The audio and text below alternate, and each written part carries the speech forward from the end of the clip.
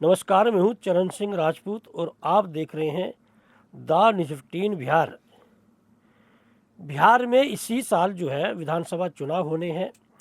भले ही चुनाव की घोषणा ना हुई हो, लेकिन सभी दलों ने चुनावी बिसात जो है वो बिछा दी है और अपने अपने स्तर से सभी दल जो है इस बिसात पर मोहरे सजा रहे हैं।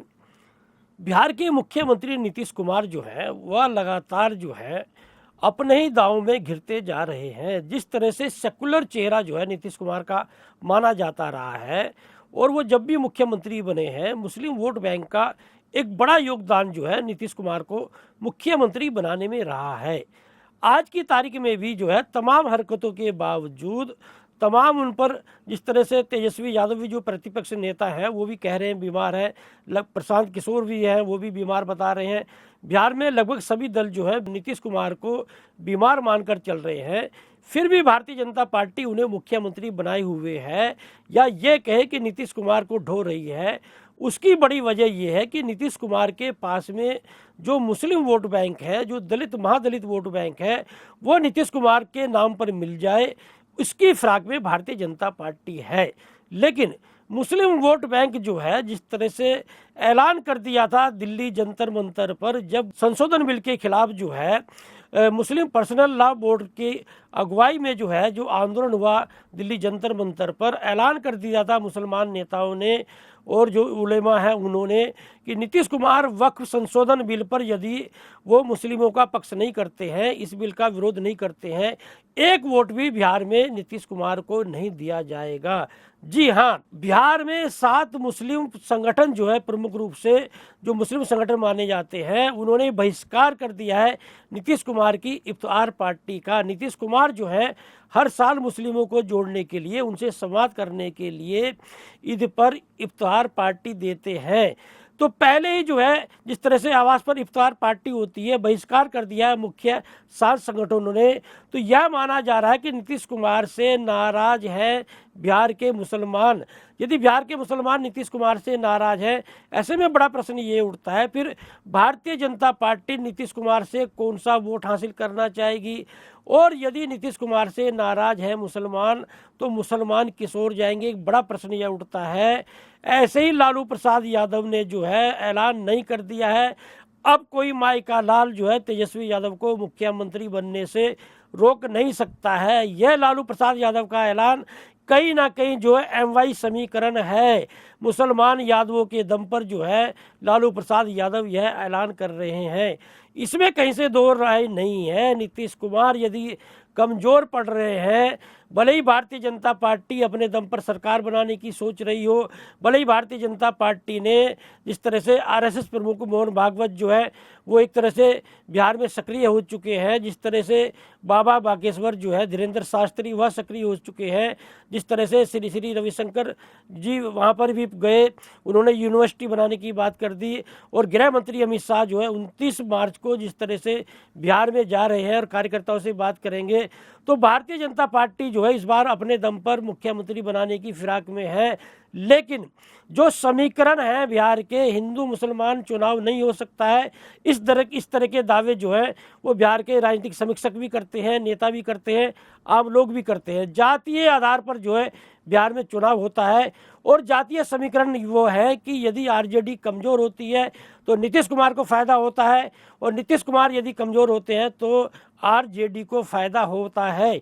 यदि मुसलमान वोट बैंक जो है एक तरफा जो है वो आरजेडी की ओर चला जाता है, जिस तरह से 20% मुसलमान बिहार में बताए जाते हैं, तो आरजेडी की जीत को रोकना भारतीय जनता पार्टी के लिए मुश्किल हो जाएगा। तेजस्वी यादव को मुख्यमंत्री बनने से रोकना भारतीय जनता पार्टी के लिए मुश्किल हो जाएगा, क्योंकि नीतीश कुमार की जो स्थिति है, अब उसका जो नीतीश कुमार का खुद का वोट बैंक जो है वो भी ये मानकर चलता है कि नीतीश कुमार को मुख्यमंत्री बनाने से अब कोई फ़ायदा नहीं है। जिस तरह से नीतीश कुमार जो है 2005 का जो कार्यकाल लालू प्रसाद यादव का, राबड़ी देवी का, उसे जंगल राज की संज्ञा देते हैं, लेकिन नीतीश कुमार के राज में जिस तरह से लगातार आपराधिक घटनाएं जो है बढ़ रही हैं, जिस तरह से अभी हाल में एक अस्पताल संचालिका की गोली मारकर हत्या कर दी, तो नीतीश कुमार के बारे में यह माना जा रहा है कि नीतीश कुमार में अब वो दमखम पहले वाला नहीं है।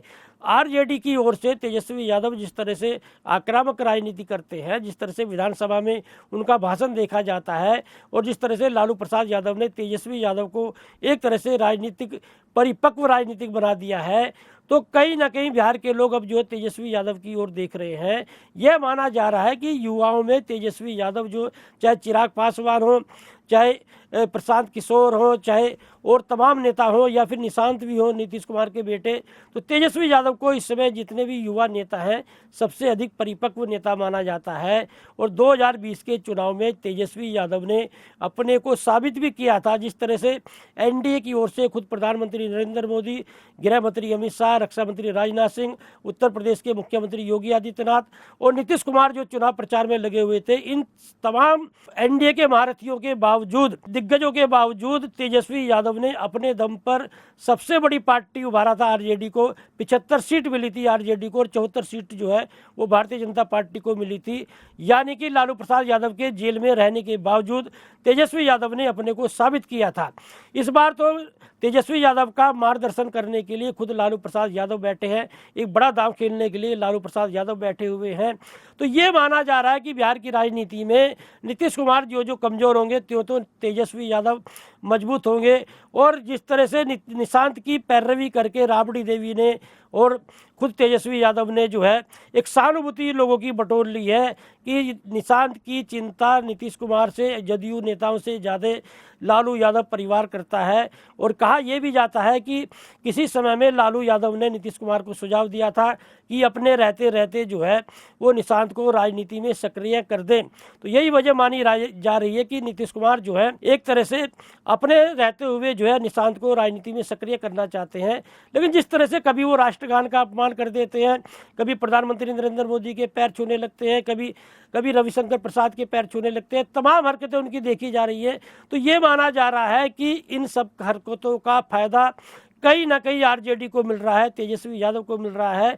क्योंकि नीतीश कुमार के राज में यदि कई खामियां पाई जाती है, अपराध बढ़ता है, या फिर नीतीश कुमार जो है वो कहीं ना कहीं कमज़ोर शासक साबित होते हैं, तो उसकी जिम्मेदारी, जवाबदेही भारतीय जनता पार्टी की भी है। क्योंकि एनडीए की सरकार है, भारतीय जनता पार्टी की सहयोग से नीतीश कुमार मुख्यमंत्री बने हुए हैं, तो कहीं ना कहीं इन सबका फ़ायदा जो है वो तेजस्वी यादव उठा सकते हैं।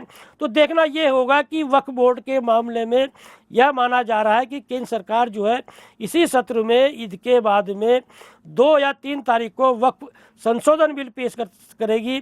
और उसमें जो है जदयू, हालांकि ललन सिंह जो है वो स्पष्ट कर चुके हैं कि जदयू जो है वो केंद्र सरकार में जो वक्फ संशोधन बिल आएगा वो सरकार के साथ में है, भले नीतीश कुमार ने चुप्पी साध रखी हो।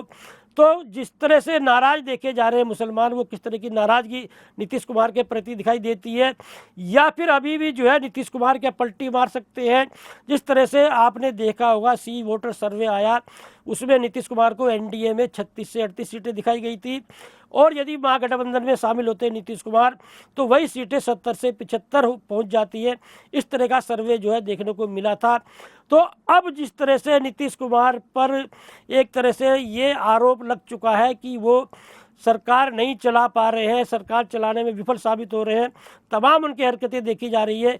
ये भी माना जा रहा है कि मानसिक संतुलन क्या नीतीश कुमार का अब जो है गड़बड़ा रहा है।